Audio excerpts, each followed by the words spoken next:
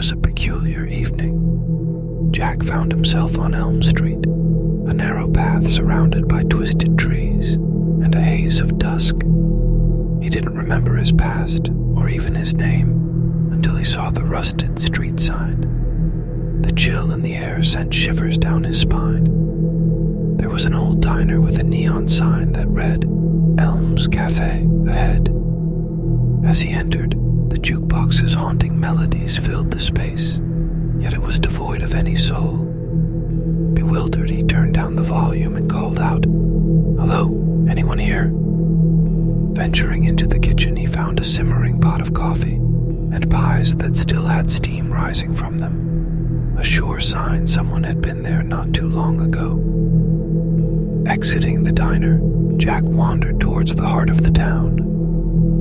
A truck by the roadside caught his eye.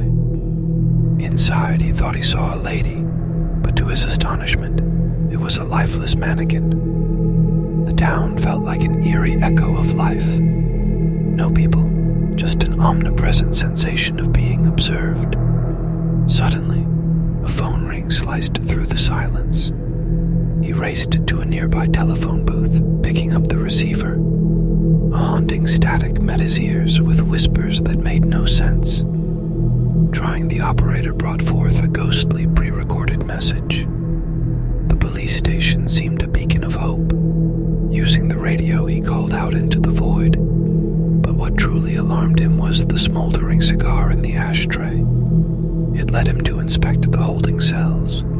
One seemed like it had a recent visitor, with shaving cream still wet. "This has to be a dream," he murmured, finding solace in a nearby soda shop.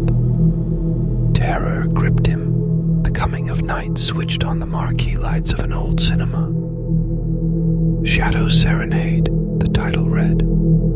To his disbelief, the poster showed a man resembling him, piloting a plane.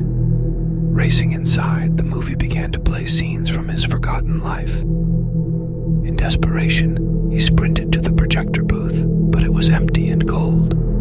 His sanity frayed. Jack stumbled upon a strange button labeled Awaken. Pushing it frantically, the world around him dissolved. Suddenly, he was surrounded by concerned faces, men in white coats. "It's okay, Jack," one said.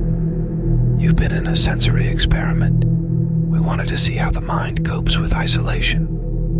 The head scientist remarked, "The human psyche is fascinating. It finds ways to create companionship even in desolation. But in the vastness of space, you'll truly be on your own." Jack was in solitary for 200 hours before his mind began to play tricks. Up in space, he'll be there for much longer. As they wheeled Jack away, he gazed up at the night sky, whispering to the stars, "Please don't leave me alone up there.